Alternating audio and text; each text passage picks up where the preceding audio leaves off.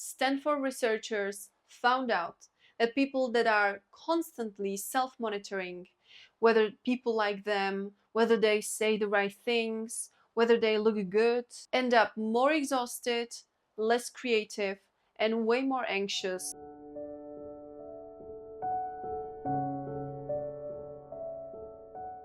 And if you're new here, let me introduce myself. I'm Edith, and on this channel, you'll find practical insights and tools how to live in alignment, how to rebuild the self-trust, and how to finally show up as your true self, and not as the one that society wants or other people's expectations want. I post 3 videos every week on topics that matter, and I'm so thankful for you taking a little bit out of your day to spend with me to talk about you.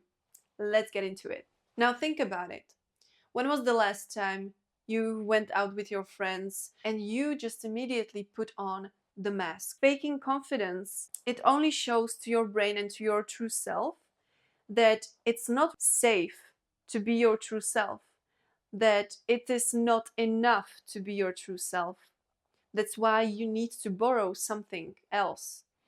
I'm not saying that you shouldn't imitate. I was also talking in a previous video, which is about relationships. I'm gonna put it right there or somewhere else. That imitation is very natural, that children are imitating actually.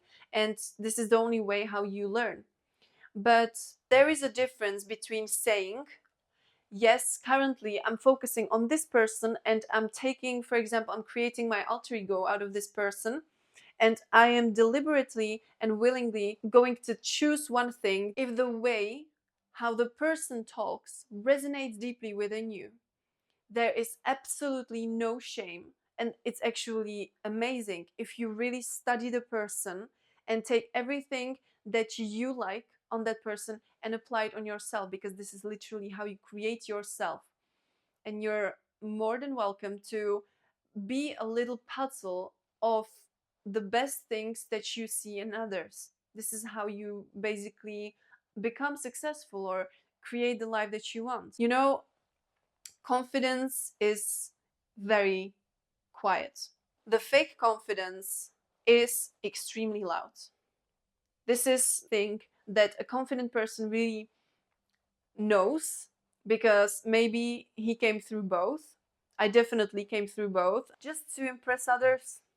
No, no. I'd rather be silent on the dinner if I want to. Because if I don't have anything to say, I'm not going to talk. And if I like a dress on somebody, I'm gonna say that it's a beautiful dress. I don't care how the person will react. Fake confidence would be like through words, like I've done this and that, and in the past I've done this and that. That's just plain words. Another way how you can fake the confidence is buying new brand clothes. A true confident person, of course, there is always the intention. If a true confident person loves having Adidas from head to toe, let that be. But there is always the intention. If a girl loves makeup and loves red lips and just extreme everything, that's completely okay. Let her be and let appreciate it that she took the time. But there is a very big difference why she did it. That's why the why itself, it's so freaking important.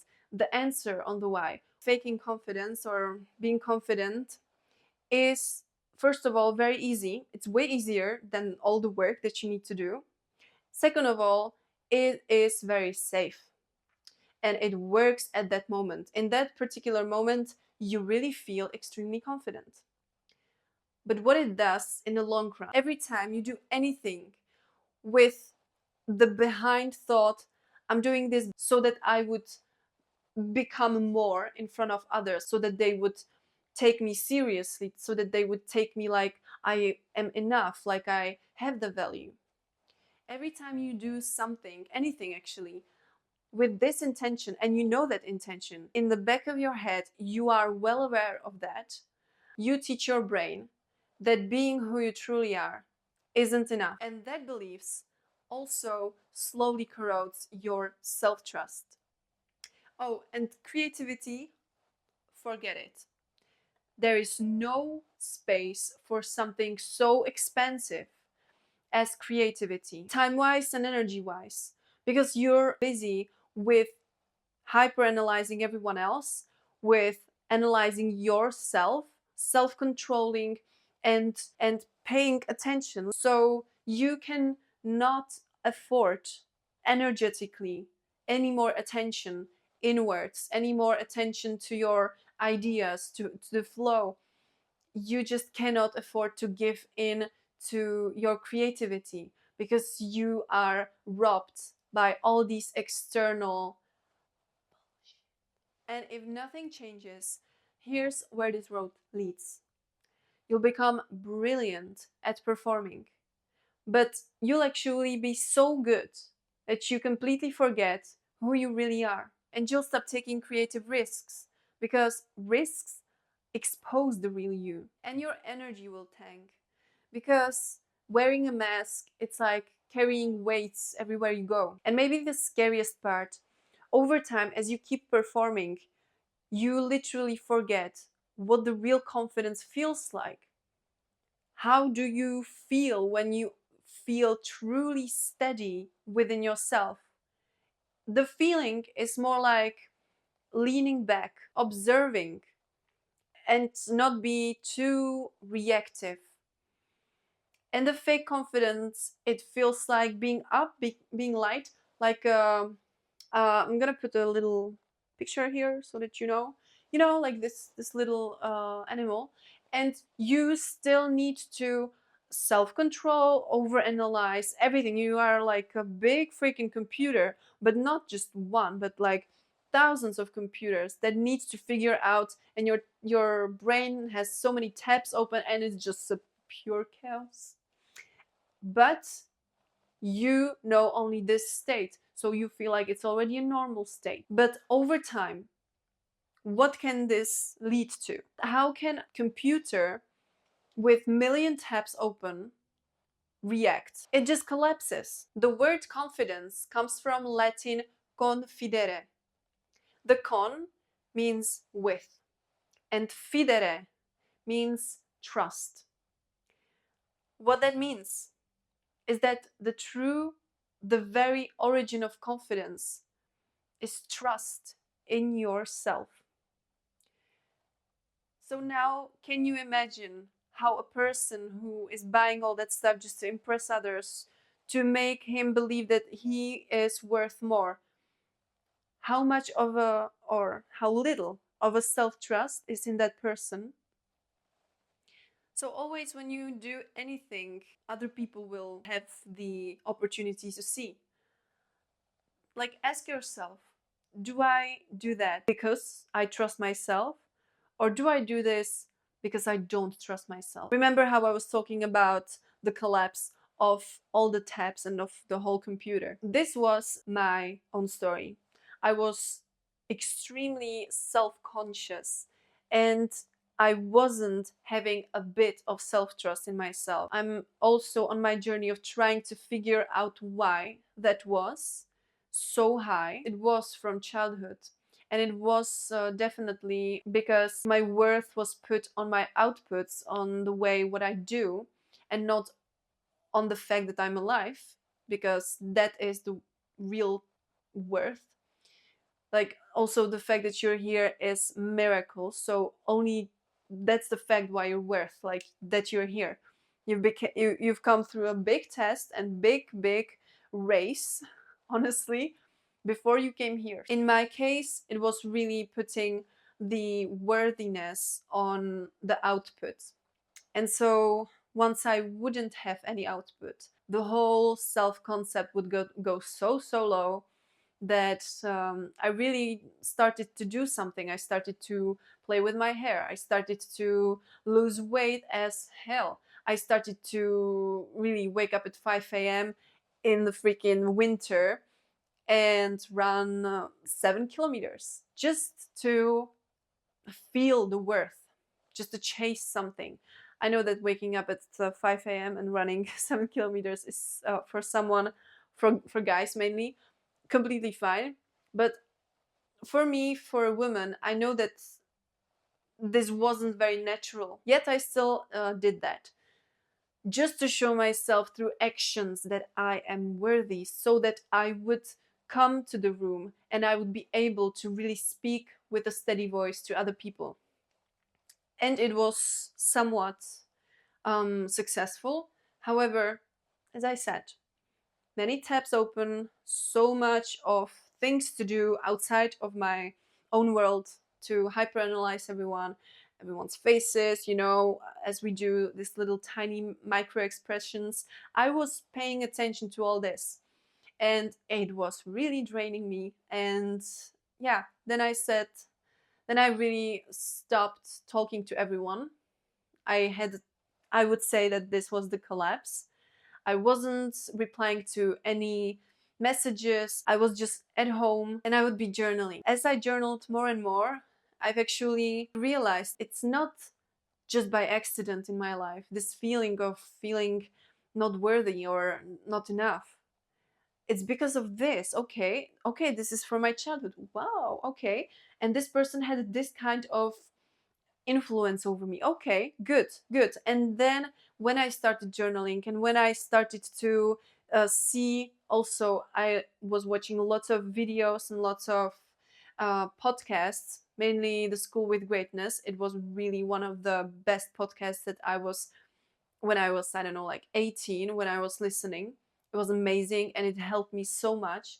Really listen to podcasts, read books, don't spend your time, or rather waste your time, on stupid series. I know that you love games, but don't expect that you are going to feel better. If you are not going to do something differently, nothing will be different in your future. Because, podcasts and reading especially, it is a one-way conversation. And so if you read books that are about confidence, that confident people wrote, it's gonna be inevitable. And you will really, really, after each book, feel better and better if the book is about good things. And with that, I honestly started healing in a way that after all this, it took me like 4 years. Yeah, I didn't really have any mentor, I didn't have any coach or anyone like that. I literally created a coach for myself out of myself.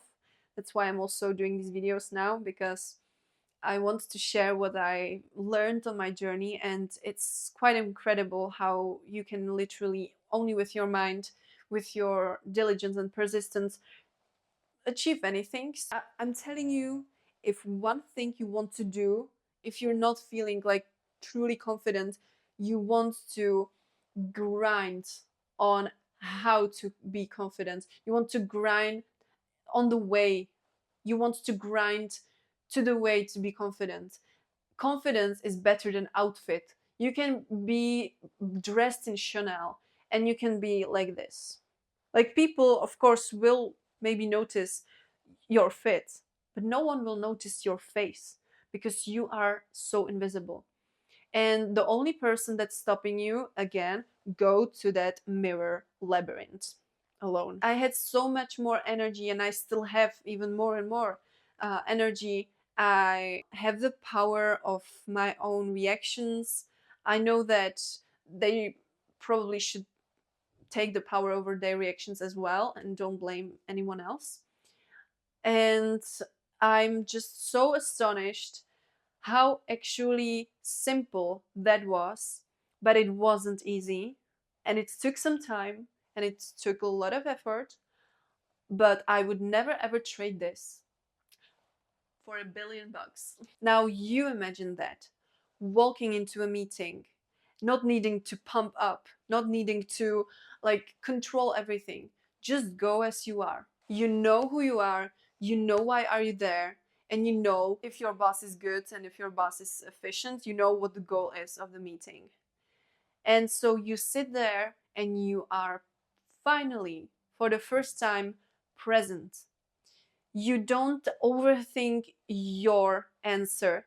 You remember when in the school there was this circle and 2 or 3 people were answering before you, and it came closer and closer, and then the turn was yours. And let's be honest, you could not say what the 2 or 3 guys that went speaking before you were talking about, because you are so in your head like, oh my god, okay, this is my name is Edith, okay. However, this can be very, very nicely fixed. Don't worry about it. I got you in this video. Keep watching because I got some exercise for you. The people that are authentic, they are often more trusted than the people who are perfect, who are polished, who has everything on its place. That is not really human. And we usually, either if it's relationships or business, we do things because we feel relevant to the other person or to the company. So that's why authentic companies also thrive. So that's why personal stories also thrive, because it is not perfect. So don't be busy trying to be perfect, because it might only hurt you. Being yourself, your authentic self, is true magnetic power. And I'm gonna be advocating for this because I really, the time when I became, or I'm not 100% authentic, but I think it's a journey.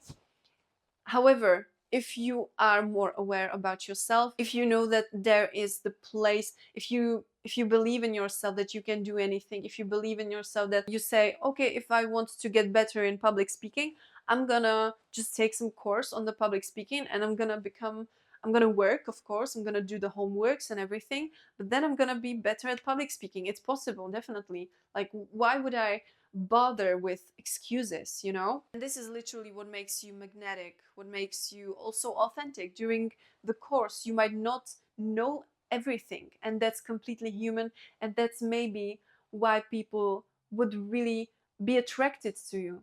Do you remember when you were in a class and there was like one guy who says like, I'm sorry, but I really did not understand the last thing. And he would be like, I'm sorry, could you please repeat it again? I'm really like lost.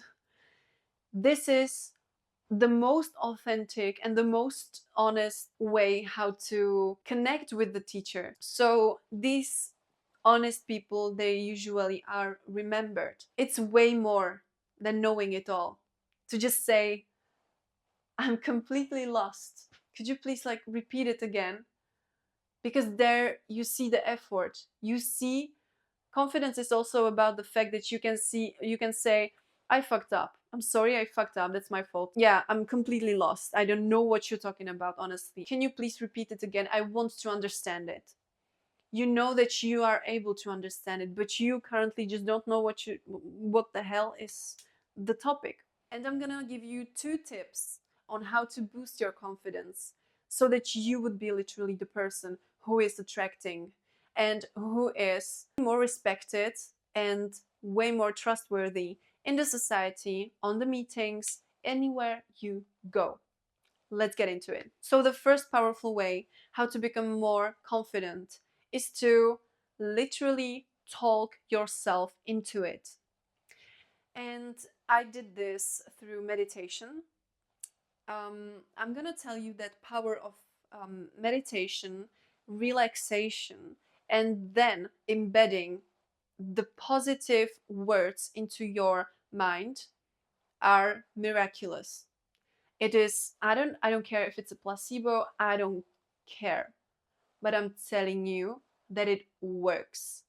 So if you want to try this one, I've just few days ago put out a guided meditation alongside with subliminals, and it's in the frequency 639, which enhances communication, it balances you out, and it's only 15 minutes.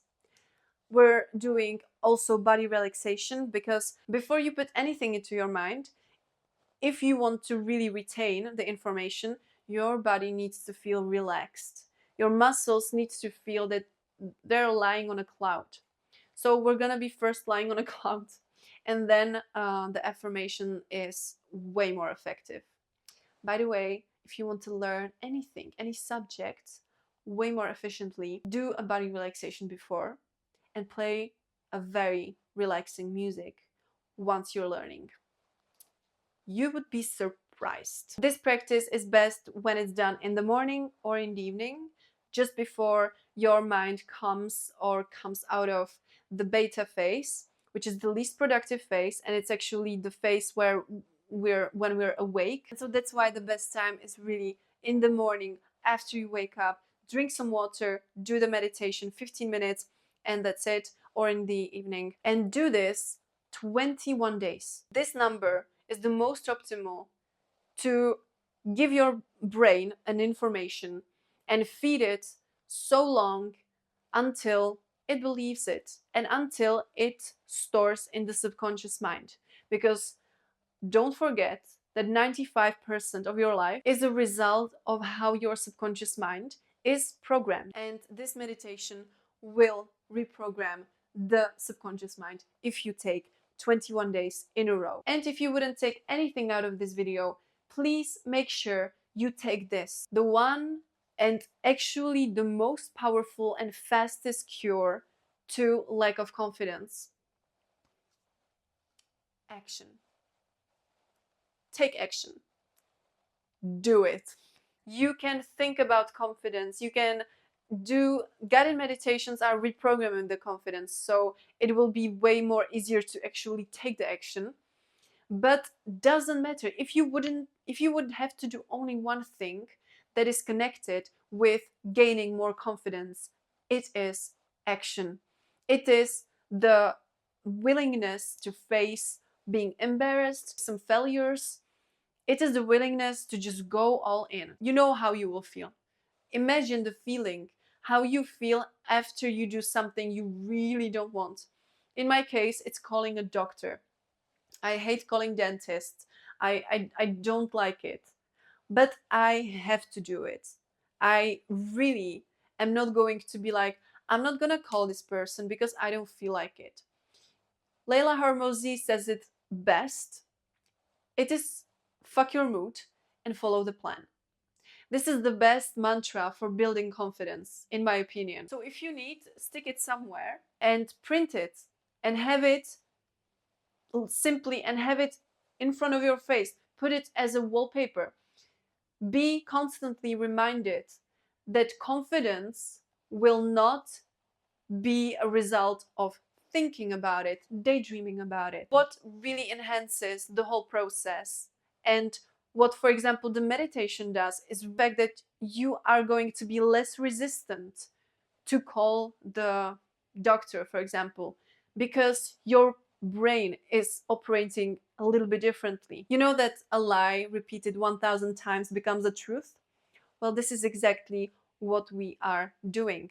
But we're not doing it because we want to lie to ourselves. This is your birthright. Babies were born so confident. If the baby wants to taste something, it will taste something. If it wants to dance, it will start to dance.